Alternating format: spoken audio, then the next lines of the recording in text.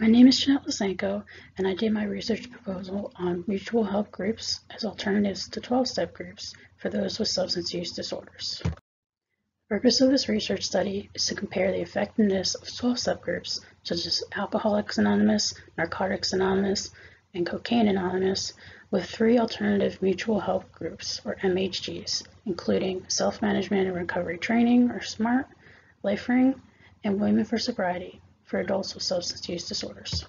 12-step programs are the largest and most researched MHG. They see addiction as a medical disease and one must relinquish control to a higher power defined by the user. They have addiction-specific services where one attends groups based on the particular substance or substances used. Studies have shown that the 12-step philosophy may clash with personal beliefs regarding spirituality or could provide an unsupportive and discouraging environment for some who are taking medication as prescribed for pain, psychiatric concerns, or are participating in medication-assisted treatment, all of which could ultimately lead to non-attendance and dropout. The alternative mutual help groups used in this study have several commonalities. They're all secular, discussion-based, abstinence-based, strengths-based, focus on self-empowerment, present focus, and offer choices for members' personal recovery plan. They have in-person and online meeting options. They support members taking pain medication and psychiatric medications and those participating in medication-assisted treatment. Encourage members to attend other groups as well, including 12-step groups, and they otherwise differ in their philosophies, meeting structures, and memberships compared to 12-step groups. I focused on 3 specific alternate MHGs.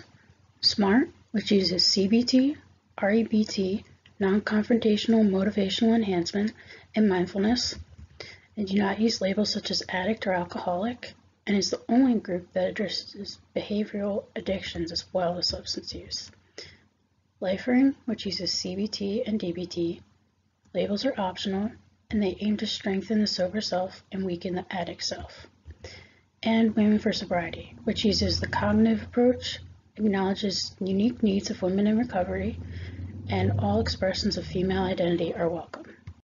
The Peer Alternatives for Addiction, or PAL study, is the first longitudinal comparative study for the effectiveness of 12-step groups versus alternative MHGs for those with alcohol use disorder. Data was obtained at initial baseline, 6 months, and 12 months. They examined membership characteristics and the relationship among primary group association, primary group involvement, and recovery goals.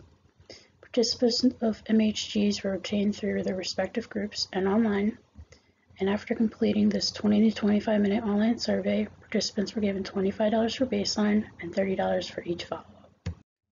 Shown are 2 graphs from baseline to 6 months and baseline to 12 months showing the degree of abstinence per group. As you can see, there's significant results in SMART between alcohol abstinence and total abstinence in both graphs, as well as no alcohol problems in the second graph. And there's also significant results of Women for Sobriety for alcohol abstinence and total abstinence in the second group. These are compared to 12-step groups. This study provides valuable research on 12-step alternatives, or MHGs. It has good representation compared to the internal surveys of individual MHGs. There were no significant results between PGA at baseline compared to PGI at 6 months, which suggests no differences in the comparative efficacy of alternative MHGs versus 12-step groups. Best overall care plan determined was to have a variety of MHGs, have a goal of total abstinence, and have social supports that support this goal. For limitations, 12-step data was obtained online and MHG data was obtained directly. Research is lacking overall, with more cross-sectional and exploratory designs as opposed to longitudinal studies. Only the primary group was studied, and only those with alcohol use disorder were studied, not those with other substance use disorders. 12-step groups had to be combined to maximize the power for the sample, and overall it was hard to compare MHGs because they differ greatly from one another. Thanks for listening, and these are my references.